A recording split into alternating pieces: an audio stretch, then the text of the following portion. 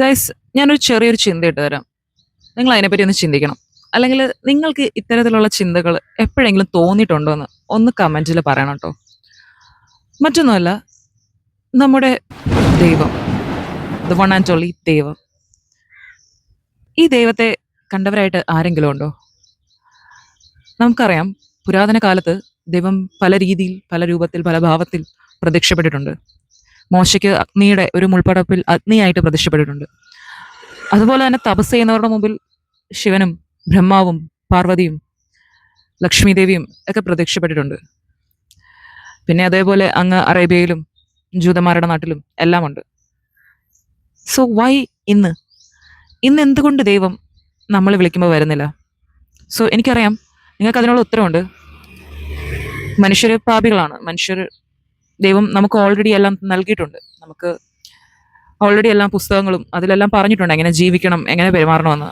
ഇന്ന് ദൈവത്തിന് നമ്മുടെ മുമ്പിൽ പ്രത്യക്ഷപ്പെടേണ്ട യാതൊരു ആവശ്യമില്ല. എന്നാൽ നിങ്ങൾ ഈ രീതി ചിന്തിച്ചിട്ടുണ്ടോ? ദൈവം എന്ന് പറയുന്നത് മനുഷ്യർക്ക് ചിന്തിക്കാൻ കഴിയാത്ത അതിമാനുഷിക ശക്തിയുള്ള ഒരു വ്യക്തിയാണ്, അല്ലേ? അല്ലെങ്കിൽ വ്യക്തി എന്ന് പറയാൻ കഴിയുമോ എന്ന് അറിയത്തില്ല, അതിമാനുഷികമാണ്. സോ ദൈവം ഒരുപക്ഷെ ഏലിയൻ ആണെങ്കിലോ? നിങ്ങൾ ഈ പുരാതന ചില ചിത്രങ്ങളിലൊക്കെ കണ്ടിട്ടുണ്ടോ? ചില ചിത്രങ്ങളുടെ ബാക്കിലായിട്ട് അങ്ങ് ആകാശത്ത് ഒരു പറക്കം തളിക പോലെ ഒരു സംഭവം നിൽക്കുന്നതായിട്ട്. മേ ബി ഈജിപ്തിലെ പിരമിഡിലെ ആ രഹസ്യങ്ങളെ പറ്റി നിങ്ങൾ ചിന്തിച്ചിട്ടുണ്ടോ? അവിടെയും ചില വിശ്വാസങ്ങളുണ്ട്. ഏലിയൻസ് ഭൂമിയിൽ വന്നു, മനുഷ്യർക്ക് പിരമിഡ് കെട്ടേണ്ട വിദ്യകൾ പറഞ്ഞു കൊടുത്തു എന്നൊക്കെ. നമ്മുടെ ഈ തോറിനെ പറ്റി, നമ്മുടെ ദൈവമല്ല കേട്ടോ തോറൊരു വിദേശ ദൈവമാണ്.